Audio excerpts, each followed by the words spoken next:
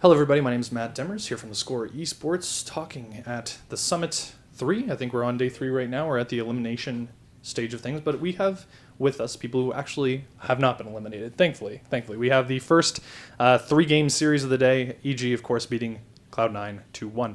We're here with Fear and SumaiL. Just going to talk about a couple things that happened during the game. How are you guys doing, just to start, I guess? Oh, really good right now. Like, they were C9. We kind of have a rivalry because they were like talking a lot of crap on Twitter before the game. So we really wanted to win. So we're feeling great now that we won.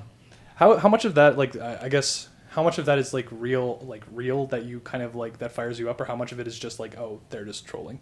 To some point, they are kind of trolling. They're trying to hype themselves up more than anything, but it just makes them, the win that much better. Yeah. So, Mel, how do you kind of deal with that? Do you pay attention to that at all? Sometimes like this, I don't usually pay attention, but C9 is like, I don't like some of their players, so just pay. That's always good. A little bit of extra motivation there. Something that I just kind of wanted to talk to you, we're pretty much going to be talking about like what happened in that series anyway. Cuddle jungle. That was an interesting pick. Didn't really see that coming, just as like a solo jungle. So I guess if you guys wanted to talk a little bit about like what the reasoning behind that was, or why you guys felt particularly confident to bring it out. Oh, it's just something Ali's been practicing and thought was like really strong, and we practiced a couple times, worked really well for us, and we wanted to save it for an elimination match, and we didn't want to use it earlier. We wanted to use it against C9 for sure because they used Cuddle in the other 2 games they beat us, so we figured we'd just go with it and see what happened, and it worked out really well for us. Is it just kind of a combination of, well, obviously the hero had a little bit of changes, so it's going to be something that people give attention to. Obviously, a hero gets changed, all of a sudden you kind of think, oh, how can this be used in different ways? Do you guys kind of do that around the regular when a patch happens? Do you like look at people that have been changed and just think, how can I change my way of thinking about this hero, I guess, with the new possibilities? Yeah, when a new patch comes out, we just spend so much time finding hero combinations and a playstyle that is good for the new patch, basically. And we found out we could make this work with the new playstyle that we were using. And, it's worked out every single time we've done it so far. But I'm not sure if we can get away with it every time. But if we can get away with it in a certain game, it works really well. How much do you kind of rely on player, like the trust between you and your teammates to kind of be like, okay, well, let me have this really offbeat pick. It might not work, but I'm actually pretty confident in how it might turn out. We allow everyone, if they think something's really good, we will try it for sure, but it doesn't mean we'll always try it in a match, especially not an elimination match. But if someone has an idea they think it's good, we'll scrim with it, play with it a few times, and be like, okay, this is either really good or let's scrap this. It really depends if it's good or not. SumaiL, has there been anything like this tournament that you've seen from other teams that have kind of like got you thinking about like a hero in a different way? Not really. I won't say anything. No worries. It's something that I was noticing commonly that you guys were banning during this series was Broodmother and IO.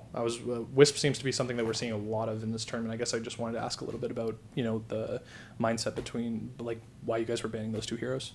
I can only give you so much information because the tournament's still going on and we don't want to reveal what we're thinking. But I think for the most part, it's just targeted on certain teams. Like, we just ban out what we think they will use that is best for beating us, and that's pretty much it. It's obviously more in depth than that, but that's the gist of it. Yeah, definitely.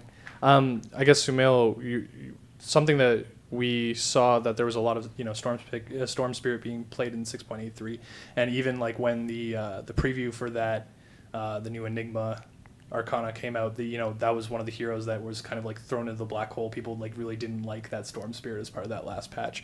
So I guess how was it, despite there being some changes to it, that how good was it to get that hero to play in that last game? I don't think the patch was much of a matter for Storm Spirit, but we just didn't pick because teams started to counterpick us. Like last 2 games at MLG, we lost with Storm, so we lost a bit of our confidence on their hero. So yeah, we had to find like a good hero versus DK who can win him well. So Storm was there. You said that you had lost a little bit of confidence with the hero. I mean, I still didn't do anything like that game. It was all fair to hole, so doesn't matter. Definitely, a little bit of humility there. Something that we had seen from you actually, Fear, was a Clinkz that I think was like one of the first times I've seen it, picked in a decent long time. Obviously, again, without giving them too much away, do you kind of have like an idea of like what made that kind of a pick that you guys valued anyway, or like why you thought to bring it out? Yeah, we've picked it a couple times this tournament so far, and I've always loved Clinkz. I think the hero's very strong, and it's just, against Chen in particular, it's just you can just eat his creep. So the logic was, you can go into his jungle, mess with his jungle timing, and kind of mess with him. Kind of what C9 wanted to do with us, with the bounty hunter roaming, because invisible heroes are good at that. Just kind of a later timing, but same result for the most part. I was listening to some pros like commenting on just like the differences between like the primary carry heroes of last patch, where you're seeing a lot of single target damage, and with this patch with like Gyrocopter and others, we were seeing kind of a change to more AoE based heroes. Clinkz doesn't exactly fit that kind of that mold, I suppose. But do you think there's any truth to that in terms of like how what makes a carry valuable in this patch? I don't necessarily think every hero has to have AoE, so no, I don't agree with that at all. But, laning phase is obviously really important. A lot of the heroes from last patch, especially the carries, got nerfed pretty hard, so there's like a limited selection of good carries now, and Clinkz is a situational pick, of course, so no, I'm not going to pick him every single game. So if it's the right game, I'm down to play him. I love the hero. Definitely. Something that one of those kind of like prominent carries that we're seeing this tournament anyways, Gyrocopter, and you guys did let Eternal Envy kind of pick it a couple times. I think I want to say all 3 games in the series. Yeah. Is there a reason why you felt confident in letting him have that hero, especially when like it seems to be first ban material for a lot of other teams? I mean, it's one of those like pick your poison kind of things. So like we prioritize other bans, and you can't ban every hero in the game. You only get 2 bans, and they prioritize getting Gyro early, and there's, we definitely would consider banning it second phase for sure, but if they first pick it, we just, we'll just let them have it. Yeah, definitely. Something I guess for both of you is like after that the second game where it was a very back and forth game, you guys did get to a very good start in the third one. How does it take a lot of pressure off of you just thinking, after that really tense last game, now we've definitely got momentum in our favor, especially after a loss? Yeah, momentum's huge, especially in a game 3, because like normally teams in a game 3, if you start doing bad, you crumble really fast, and then if you start doing really well and get off to a head start, and at least in my experience, the team that gets to a really good head start in a game 3, it's usually just a huge stomp. So we got off to a great start, and it just kind of got stomped because of it, I guess. We just won all our lanes. SumaiL, do you have any thoughts on that? How does it feel to kind of like get that advantage after a loss? So we we don't do pretty good in like early games, so the last game was pretty good for us because we just, as Fritter said, we just kept the momentum going on and didn't feed.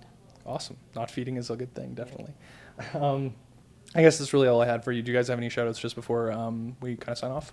Oh yeah, I'll go to my shout out to my sponsors: 100 TV, Aver Media, Monster, CyberPower PC, BenQ, and that is all.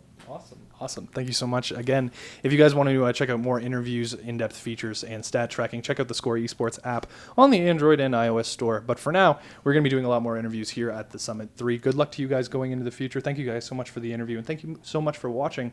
Have a good night.